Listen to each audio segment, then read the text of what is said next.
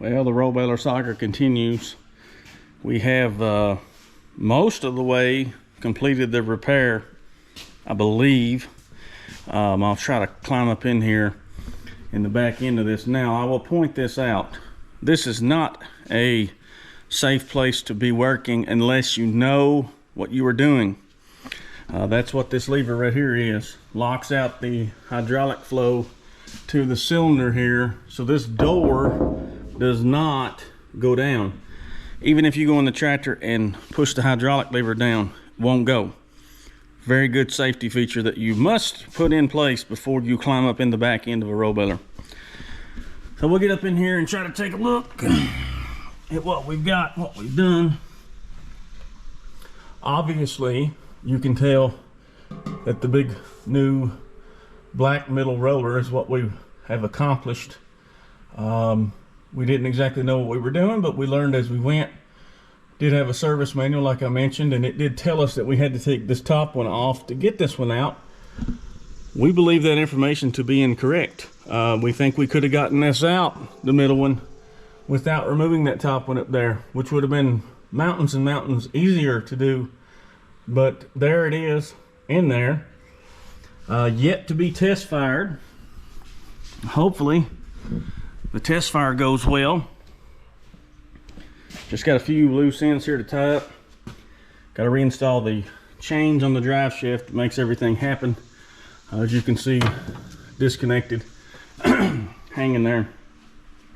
So like I mentioned too, the other problem we ran into was this shaft sheared off right up in there. So what we did, which may not be a correct way or a good way or a forever way to fix it, we welded it back on. It was quite the difficult procedure. Where it is, actually, let me rephrase that, we did not weld it back on. We had the guy come that did the brazing originally back on the drum, really good welder, and had him do it. So we're hoping it holds together. The shaft there that you see, the little nub in here, like 500 bucks for a little piece of shaft that's like a foot long. Let's see what else was there. The big black roller up in there was almost $2,000. Yeah, that's $2,000, in case you were thinking you didn't hear that correctly. And we did put a new bearing kind of on this end here, and it comes as a big kit, and I think it was $400. So very expensive to do this, but when you got hay down and this is your option of getting that hay up, you do what you have to. So I've got to go do a few other things. Some hay that we actually had raked up in a windrow yesterday, planning on baling. Obviously didn't. Before I can put all of these chains and such back on and test fire this. So I'm gonna go do that. We had a bale. It was about a third of the way baled inside the machine when everything went off the track. So the only option we had was to open the door and let it out. I gotta go scatter that back out. So I'm gonna get all that done. I'll check back with you. We'll get all these chains going, test fire this thing, see if everything sounds right. And then we're gonna go try to finish baling what we got raked up.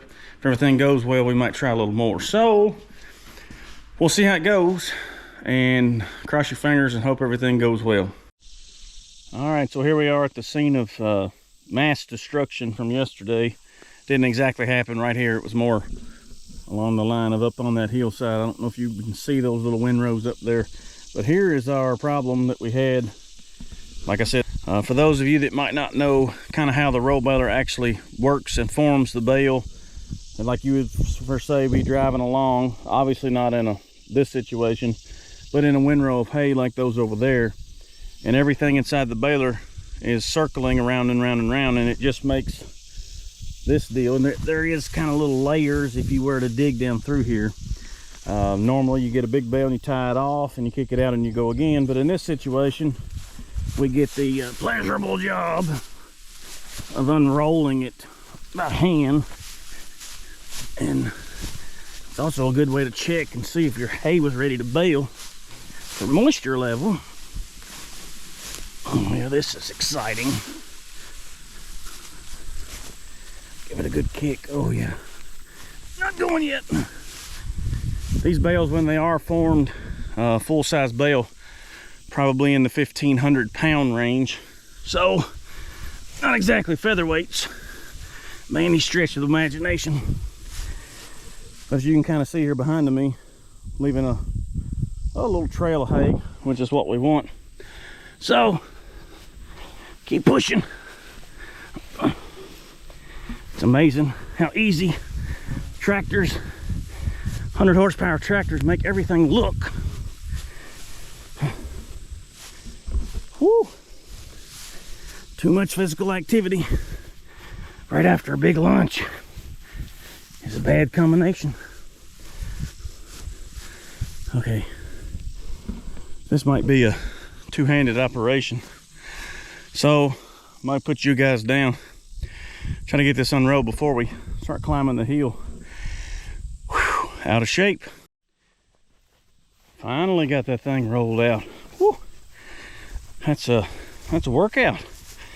Just got a little pile here to scatter. You don't want to have too big a hump for the roll baler. I'll try to thin it down some. Kind of hard to believe that little bale unrolled goes all the way from here to that first light pole, probably a good couple hundred feet.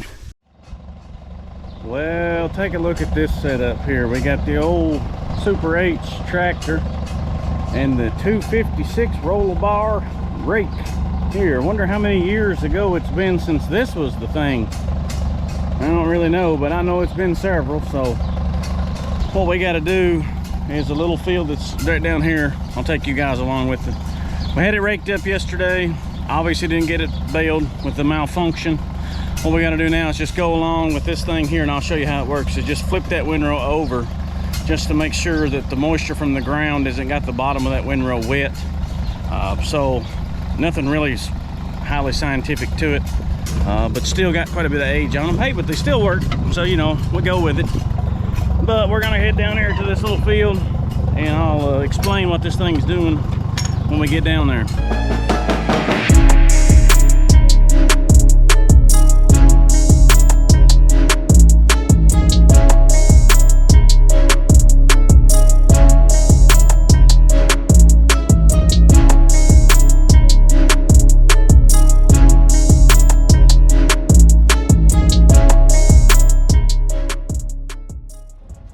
Okay, so I said I was going to explain this, so real quickly, not much to this outfit.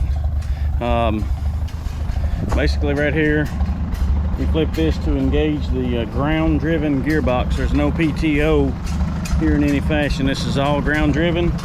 The faster you go, the faster it goes. And you crank these handles around up and down, whichever direction you need to level it out, and it lowers the basket down to the ground. And as you saw, it just spins and flips and sends a nice little pretty windrow of hay out this end. So basically all I was doing was flipping over our existing windrows from yesterday. So that's just a real quick explanation of how a really simple thing like a bar rake works. All right, so I believe the chains are on.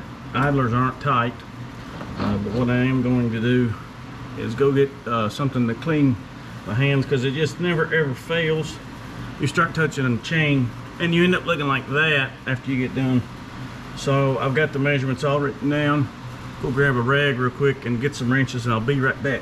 All right, a little better, not perfect by any means. All right, get this adjusted here. Sure, this is the super thrilling part of the video, me tightening a nut. Ooh.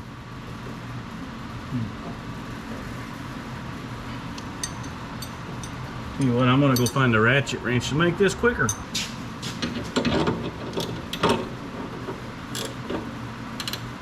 Of course, got it on upside down. Should've known. Oh yeah, we're talking now.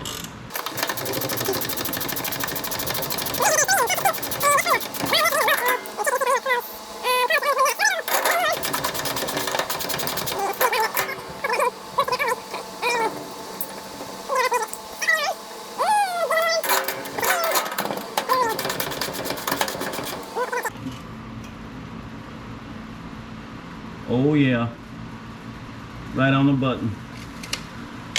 All right, lock down the double nut. Oh, come on.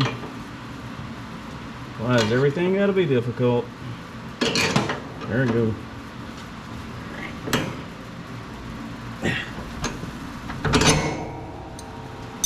Okay, that's the idler for this big chain.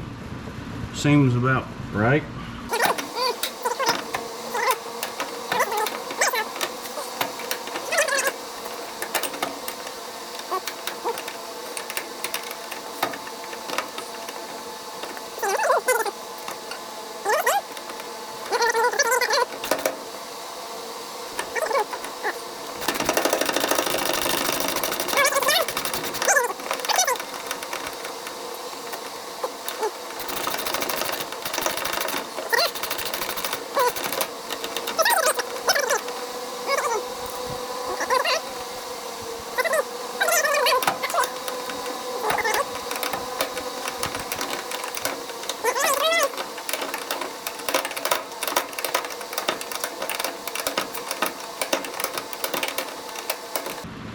Woo.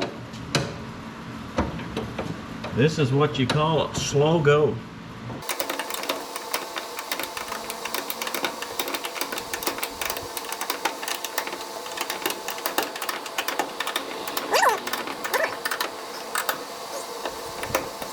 Check the measurement one more time. We are right on it. All right, so that tensions this bottom chain. Which I suppose seems close to accurate. This is where the measurement was. Latch here. Come on, come on.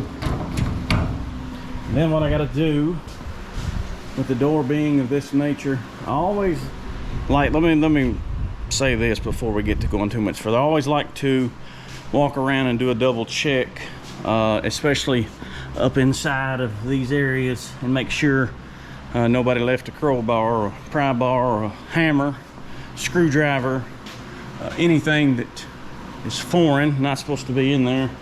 And so far I haven't seen or noticed anything out of the way in there. So you don't want that stuff going through your machine. It might end up causing some other kind of damage.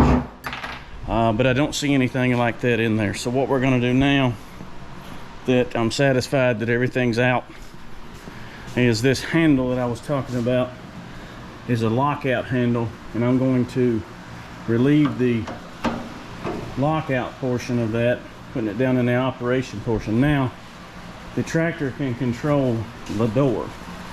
So we'll go up here, get fired up, and where I'm going to put you, everything in here is plastic.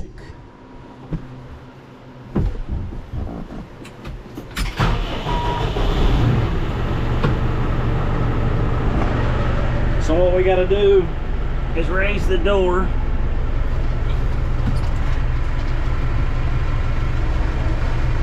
And there is a special lockout feature built into the door itself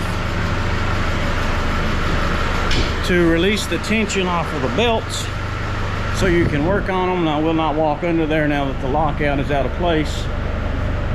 I'm gonna need a ladder. Here's one. What we're gonna do, we're gonna climb up here, and that little pin right there is when we pull this handle, and that puts that back in, and that allows the door to close and keep tension on the belt. So now we can go back to the tractor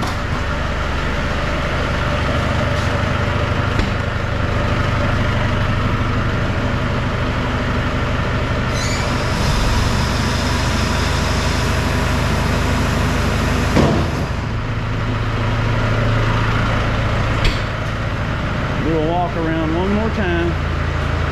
The indicator there says it is fully closed, so that is closed, and this is closed, fully closed. So the door's shut. It's a very good sign. Climb up here just to take another look. New roller laying there. Alright, we're gonna bump the PTO on the tractor and do a double check to make sure nothing sounds like it's not supposed to.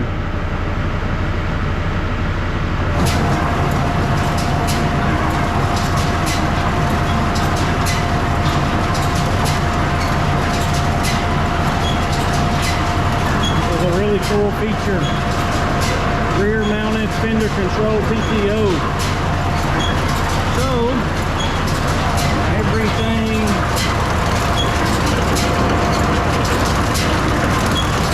seems to be moving and turning as it's supposed to, and sounds like it's supposed to. So